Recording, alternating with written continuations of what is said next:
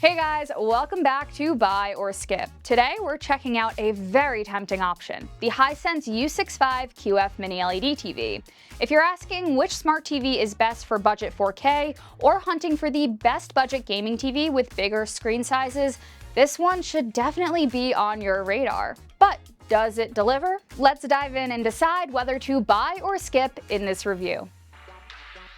Let's talk value first, because the U6 is Hisense's most entry-level ULED or Mini-LED TV price-wise, and it comes in a very healthy selection of size options, including big screens up to 100 inches. Now this is the 55-inch version, and it's actually the smallest size, and it starts at $800 but is basically permanently on sale for $450. If you see it priced somewhere where it's much higher than that, do not buy it. In fact, I'll link the best deal down in the description. But honestly, the best deal might be this thing at 85 inches, just under $1,000. Even that 100-inch size is under $2,000, which is just ridiculous. But more importantly, at these low price points, the Hisense U6 packs a serious punch. You get 144Hz panel, HDMI 2.1, variable refresh rate, and auto low latency mode, all of which are key if you plan to game. We tested out the input lag. It measures around 13.2 milliseconds, so it's definitely usable for console or PC gaming.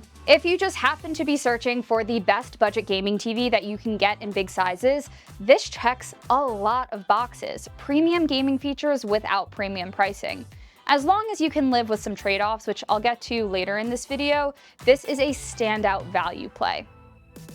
Next, something a lot of you guys always seem to care about in these videos, brightness. We ran our usual set of benchmarks, and the U6 pushes close to 1000 nits in HDR, which translates to highlights that actually pop. Even in a bright room, movies and games look dynamic and punchy. HDR content really benefits from this. You get vivid explosions and reflections without that usual washed out look that I was kind of expecting for a TV at this price. So for HDR performance at this price point, it gets a very big thumbs up. Another selling point of the U6's performance for me is the color accuracy. It's genuinely solid and again, kind of blew my expectations away. It covered about 99% of the Rec. 709 color gamut with a delta E under 2, meaning colors are balanced and natural right out of the box. That's how we test these TVs. Look, that's pretty rare in this price range. I mean, I've seen Mini-LED TVs this year that cost like double, and the numbers aren't this good. Now, as I mentioned earlier, there are some trade-offs with the performance. In the cases of value TVs, sometimes you just have to look a little bit closer to actually find them. For me, the biggest issues come with fast motion and off-angle viewing. You might see ghosting in quick action scenes or blooming around bright objects on dark backgrounds. And like a lot of VA panels, the picture just kind of loses contrast if you're watching from the side. If you mostly watch it straight on, no big deal, but for wide seating setups or sports nights with a crowd, this is something I would absolutely keep in mind. A final thing to keep in mind, and it is a very big one, the smart TV experience on the U6 here is powered by Amazon's Fire TV platform. Can you put on Wicked?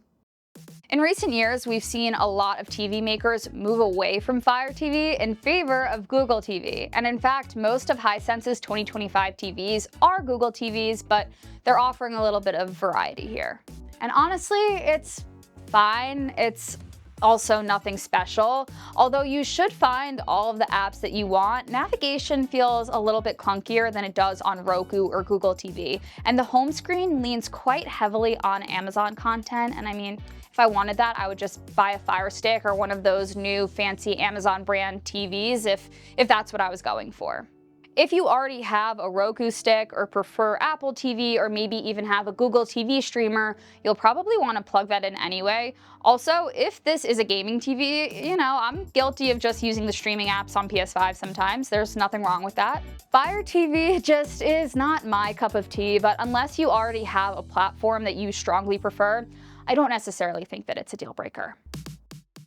To wrap things up, if you want a massive screen with strong gaming specs, great HDR brightness, and surprisingly accurate color, the Hisense U6 delivers real value. But if you care more about perfect motion handling, wide viewing angles, or a slick, smart interface, you'll probably notice the compromises.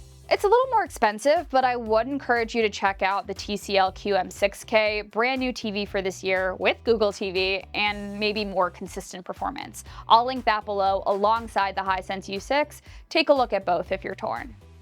I know this was a little bit shorter of a TV review than I usually do here on the channel, but if you did like this format, be sure to let me know in the comments. Otherwise, that is it for this episode of Buy or Skip. Don't forget to like, subscribe, and I will catch you next time.